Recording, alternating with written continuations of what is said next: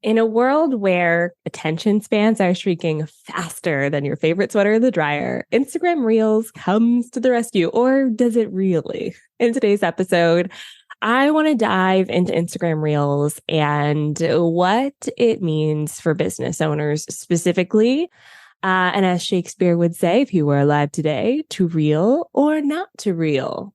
That's the question. Let's dive in.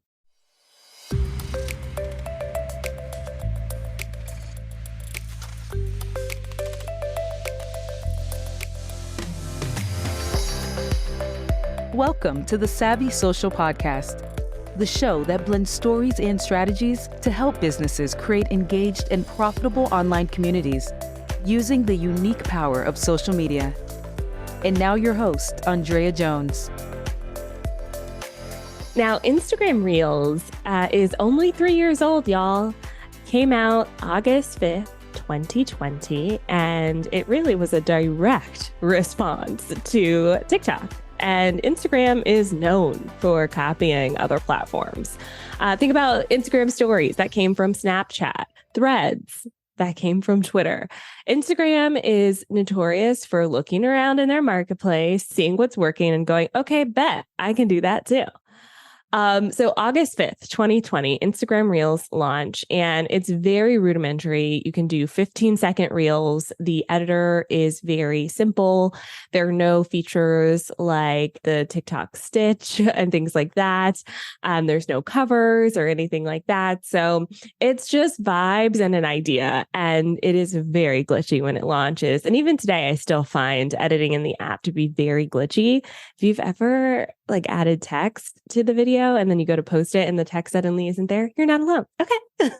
But that's the history of Instagram Reels. It really started as a response to TikTok. TikTok has changed the fabric of social media. I mean, we had things like Vine, video platforms in the past, but it was kind of its own thing. When TikTok kind of burst into the scene, now we have the TikTok mini-me's running around everywhere. We see YouTube Shorts, we see Pinterest idea pins, we have Instagram Reels. So when you're looking at Instagram Reel strategies, typically I do kind of mimic strategies that are on TikTok.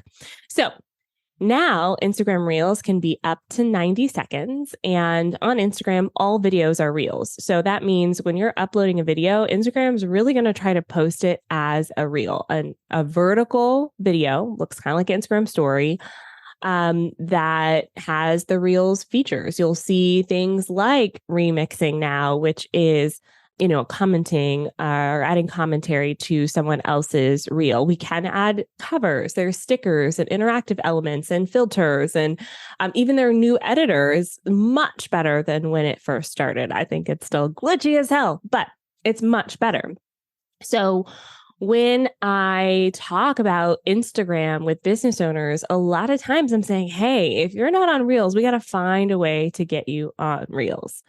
And so I'm going to talk about why Reels work, but I want to share a few stats first. So y'all know, I talked about this last episode. Instagram has 1.3 billion with a B, users. And a lot of those users demographically are between the ages of 18 and 34. So about 60% of the user base is between 18 and 34. And those users are pretty active on Reels. So when we look at other platforms, I'm going to get a little nerdy in the data for a sec. Hang with me. So Instagram Stories reach dropped from 2021 to 2022.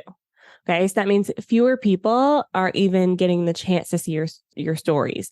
So in 2021, it was 5.4% of your audience is seeing your stories.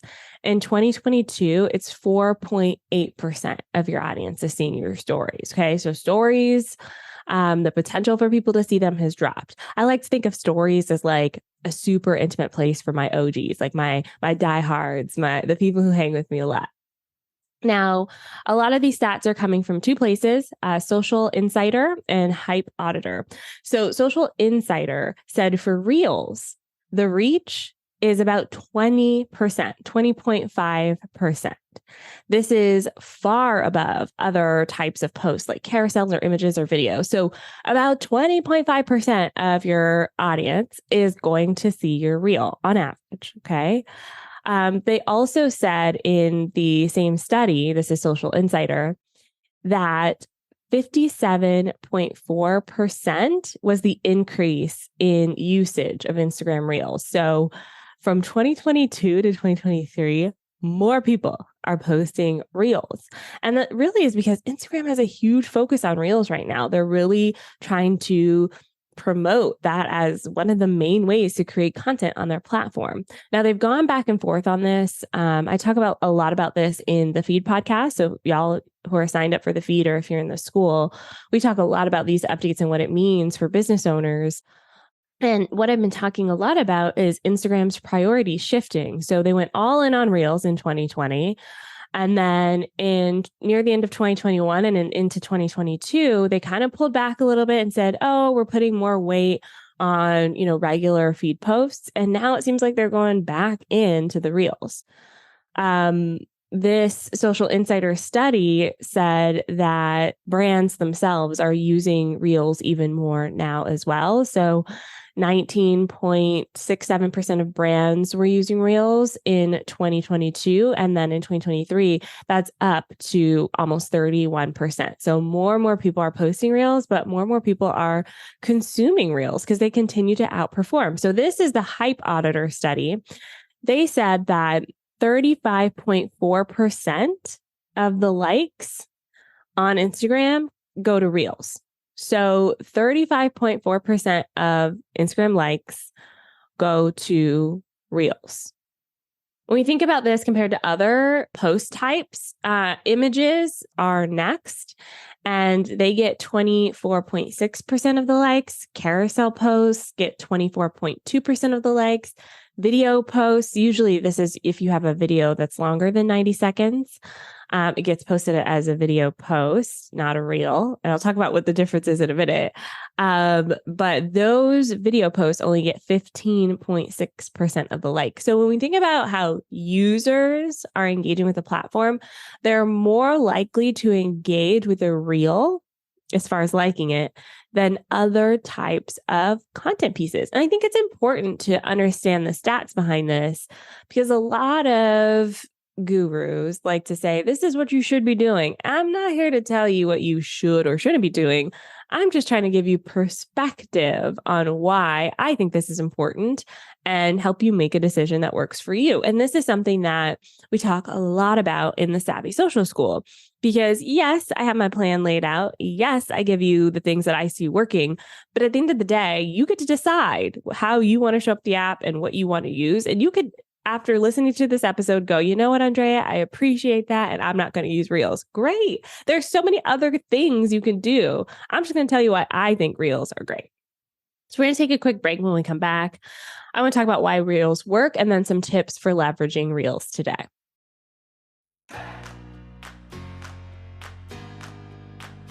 Do you feel like you're in a love-hate relationship with Instagram? Well, I totally feel you. With all of these new features being added, it can feel a little bit like feature overload.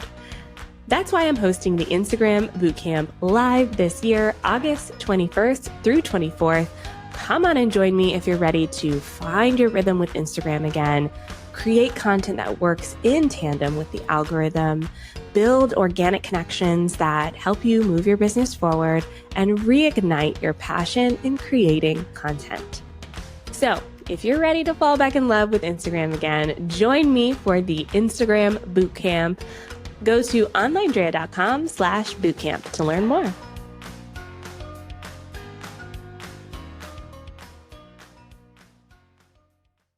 All right, so here's why Reels work.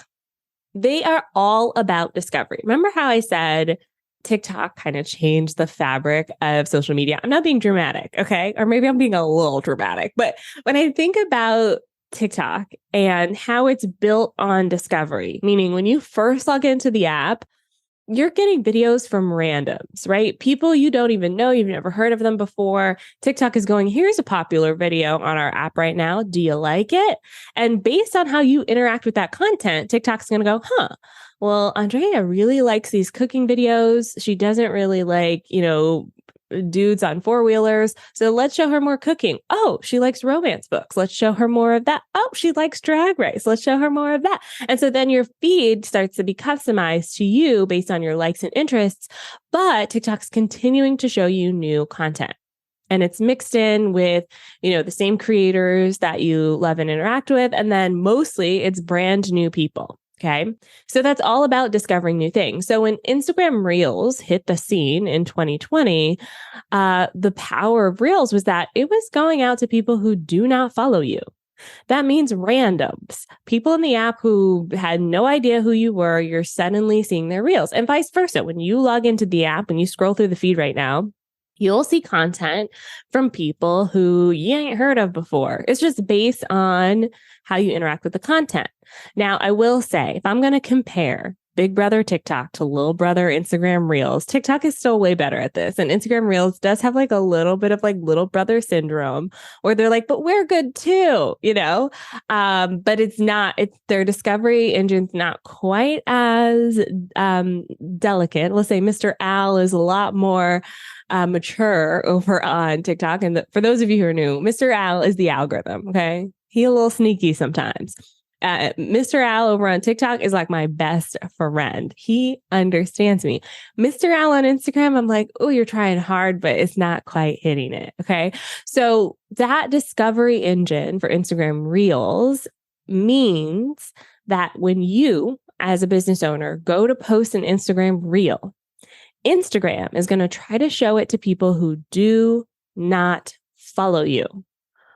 So you have the potential to reach new audiences in a way that has been challenging in the past in Instagram. Prior to Instagram Reels, you had to go to the Explore page. So it's a whole nother section of the app.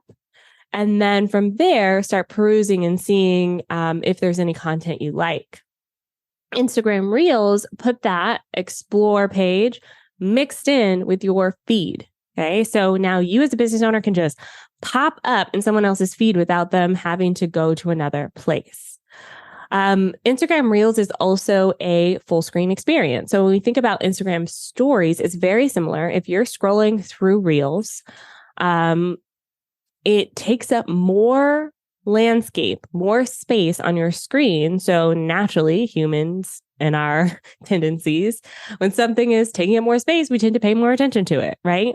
So that also is another reason why Instagram Reels are working better. It's kind of like getting our attention. It's also just video. Like the strategy behind video is like we as humans, statistically speaking, will pay more attention to video for a little bit longer than a static image. Okay. Statistically, generally speaking, when you see an image, your brain just understands it a lot faster. When you see a video, you kind of hang on for a couple seconds longer. So that also works again into our human psychology. We go, ooh, something's moving. Let's take a look, And then the last reason why Reels work is because it's tapping into a collective cultural aspect of business, which is community. So this is another thing that's like kind of mimicking TikTok, where one of the reasons why I think TikTok really works well is because there's like a language that's built into the app. Like if there's trends that pop up. When something happens, people are making commentary on it. When a sound takes off, it's like people are then mimicking and recreating that content again and again and again. And it kind of feels like when you and your bestie have like inside jokes. Like when you and your bestie just look at each other and you like bust out laughing like on the ground. You don't even have to say anything because you both are thinking the same thing. That's what TikTok feels like. And so Instagram Reels is trying to do that where they have sounds and trends and things where you're like, oh, we all are in on the joke. And so that kind of being in on the joke makes people feel like they're part of a community. It also can be alienating to new community members. And it also can feel a little cheesy if someone doesn't quite get the joke and they try to hop in on it. So just be careful with that. But those are the reasons why Reels work. It's all about discovery, that full screen experience, leveraging video, and then building community around the cultural trends and sounds. So as a business owner, if you're sitting here thinking, okay, Andrea, I get it. I will start posting more Reels. How do I do that? Well, Number one, when you're thinking about creating reels, you want to create content that's focused on someone who's literally never heard from you ever before. Okay. So remember how Instagram reels are mostly going out to people you don't follow. And if you don't believe me, go into a reel and look at your stats. When you click on reels, click on insights, you'll see a large portion of people saw this video who have never heard you before. So you don't want to start with like, hey, so yeah, like I was saying the other day, like you already lost them. They're like, oh, this is not for me, right? So you want to start with something that's interesting for the other person, that's focused on them, that captures their attention. So as a business owner, we usually use hooks here. We usually use feelings and emotional based marketing. So you want to start off with something that captures their attention. So, for example, if you are, let's say you sell handmade art on your website and you're trying to get more people aware of your art, you could just, show a picture of the art. Sure, that's great. But remember that visual element. What works really well for Reels is using a non-verbal hook, starting with a blank canvas and then showing the process of creating the art. There's something about it as humans where we go, ooh, what's going to happen next? Let's watch the whole thing, right? If you are let's say you're a branding expert and you want to use Reels, maybe you're going to start with a negative hook. Like if you are starting your brand journey using colors, you're doing it wrong, right? Colors ain't everything, right? So once you start with something like that, people go, wait, colors aren't everything? Let me listen to this video a little bit more. Again, these are for people who have never heard of you before. So we're not going to start off with something that's too technical with the work that you do.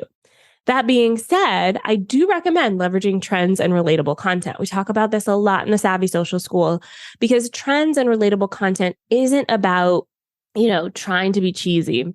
It's about speaking that same language as everyone else. It's about, oh, they get it. They get me, right? So one that I saw this week on Threads was right now a lot of Barbie movie Oppenheimer comparisons, right? So one of them was the Barbie movie poster next to Oppenheimer, and it said, Barbie movie, this is how the brand sounds. Oppenheimer, this is what the social media manager really sounds like behind the scenes.